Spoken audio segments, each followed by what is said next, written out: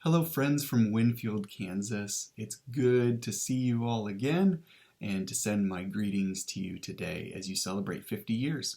I wanted to take you on a quick journey through my 6 years at Cornerstone.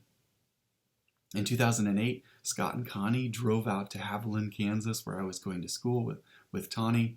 They met us, we got to enjoy a meal, and really started the journey of getting to know them better before we interviewed officially, and then we were hired and we began in ministry in 2008. Really, I want to say thank you because this was the first ministry that I ever served full-time in, and so we were excited and we jumped right in and began loving on the students, the children, and the families, as well as the adults within Cornerstone. So it was a fun journey to begin there. As the youth director and later the youth pastor in the church, I was really privileged with a lot of events. Some of them I loved, others were really difficult, but I'll leave you knowing that it was a privilege to serve. I think of the 30-hour famine, sleeping in cardboard boxes outside through rain or shine. I remember the lock-ins. That one's a questionable event. I remember the Power Source youth group that was weekly. I remember starting the outreach called The Gathering, and I remember the students leading sermons for the first time or leading worship services for all of you, and you welcomed that. Summers were spent at Extreme Kansas Camp with Sean Ammons, and the joy and the beauty of those times together outdoor camping. I remember winters full of caroling and chili cook-offs. I remember the Focus Winter Conference for junior high and high school students. And I also remember Challenge Conference that we would go to.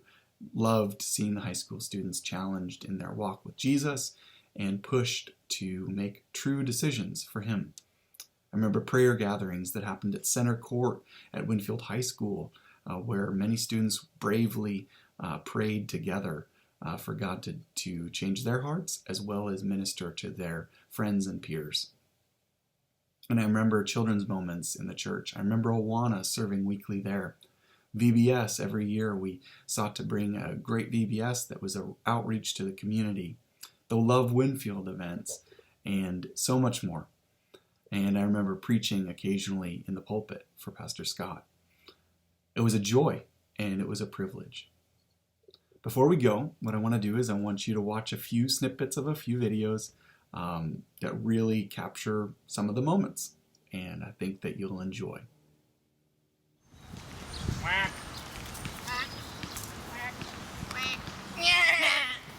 On your mark, get set, go. Get up there and grab him around his neck. Get up there, Malachi. Use all of your strength. Get up there and join him. Get up there, go up high around his neck. Jump up there and get him. All right. Well, you know what? I think it'd be easier if your dad just reached down and picked you up so you could hug him around his neck. Oh.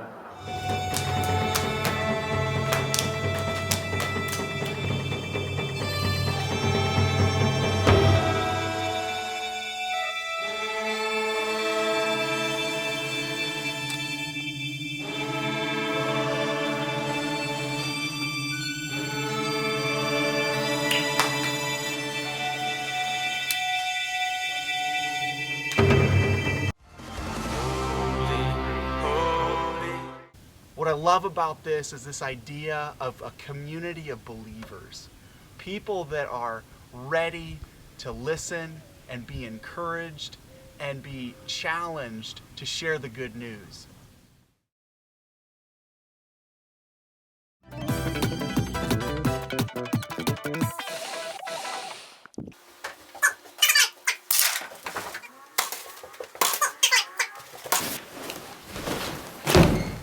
What's up? What's up? Hashtag throwdown. Hashtag axe throwdown. Hashtag just got biblical.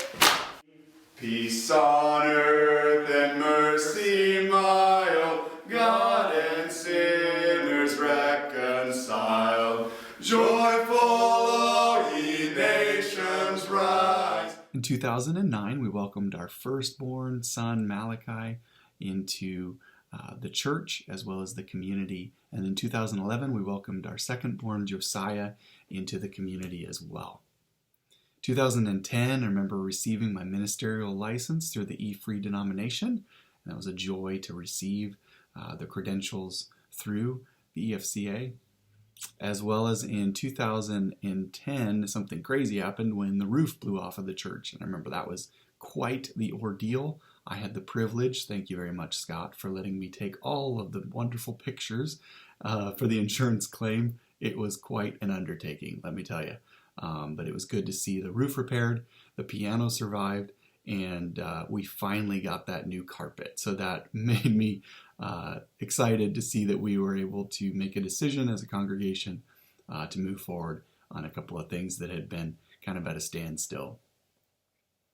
Really excited to serve those 6 years, and then 2014 began a new journey where my wife and I, we traveled to Oklahoma, where I was the family life pastor for 2 years, and then I transitioned into the interim lead pastor as the other pastor left kind of abruptly, and I was able to serve in that interim role for 2 years before feeling that the Lord was calling me elsewhere, and I was called to serve in 2018 in Newberg, Oregon, where I am the lead pastor, and that has been life-changing and such a privilege to serve in the Pacific Northwest at the first church that really came out to this area, and it's been a privilege and a joy, and I'll show a picture here so you can see a historic, beautiful church that shares the good news of Jesus Christ weekly, and also provide the link so you can see the website. Check us out if you're interested and want to track with me and see what we've been up to, listen to sermons, or just connect with me.